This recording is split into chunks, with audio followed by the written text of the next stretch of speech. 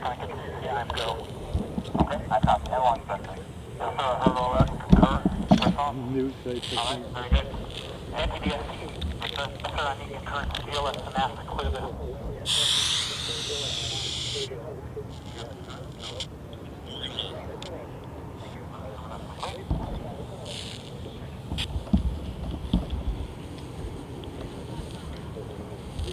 NTD, we have any work? All right, guys.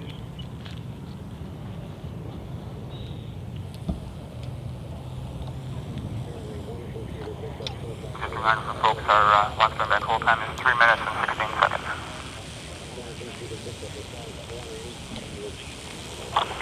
NTD, CTLS on 212, we're ready to go.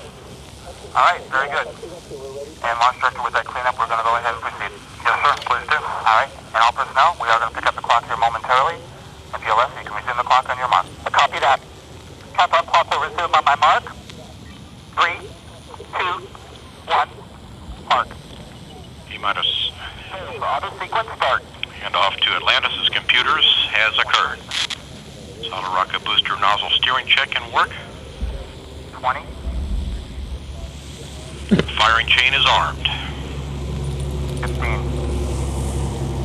Go for main engine start. T-minus 10, 9, 8, 7, 6, 5. All 3 engines up and burning. 2, 1, 0, and lift-off. The final lift-off of Atlantis on the shoulders of the space shuttle. America will continue the dream. Program, Houston. Roger roll, Atlantis. Houston now controlling the flight of Atlantis. The space shuttle spreads its wings one final time for the start of a sentimental journey into history. 24 seconds into the flight, roll program complete. Atlantis now heads down, wings level on the proper alignment for its 8.5-minute ride to orbit. 4.5 million pounds of hardware and humans taking aim on the International Space Station. 40 seconds into the flight, the 3 liquid fuel main engines throttling back to 72% of rated performance in the bucket, reducing stress on the shuttle as it goes transonic for the final time. This is pretty fucking awesome. Engines now revving up, standing by for the throttle up call.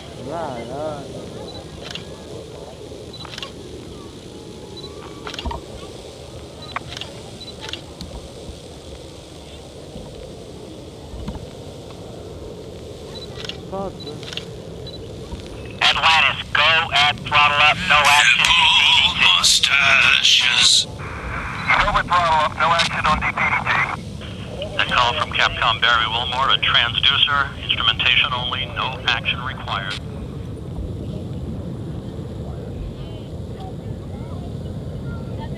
Atlantis now 15 miles in altitude, already 16 miles downrange from the Kennedy Space Center, 1 minute 40 seconds into the flight. Atlantis flexing its muscles one final time. Atlantis traveling almost 2,600 miles an hour, 21 miles in altitude, 24 miles downrange, standing by for solid rocket booster separation. Là, on va se prendre en photo avec.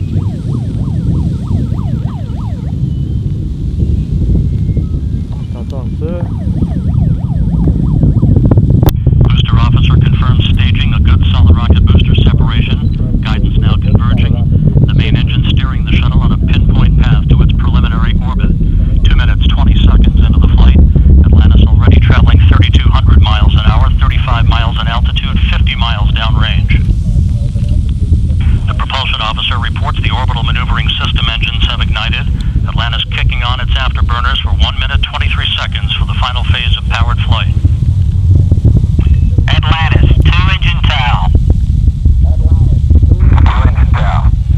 That call from Capcom. Pain day, so in the event of contingency, you're in plane plus 230 on the eCal page. No comm VIs when you're ready to copy. Okay, in plane plus 230, go ahead. Press to ATO, 10.8. Press to MECO, 14.8.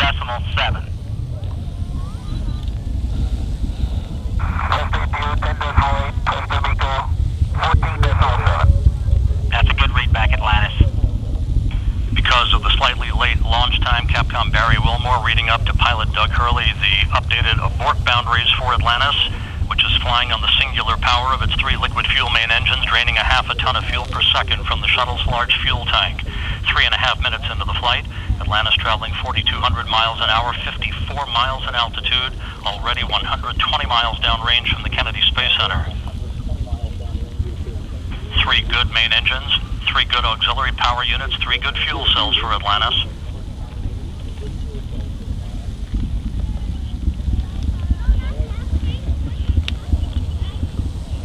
Atlantis, negative return. Negative return. That call from Capcom Barry Wilmore indicating that we're too high in altitude, too far downrange to return to the launch site in the event of an engine failure.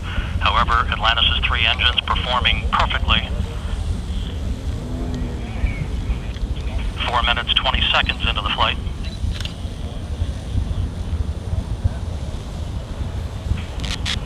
Atlantis currently traveling 5,500 miles an hour, 62 miles in altitude, almost 200 miles downrange.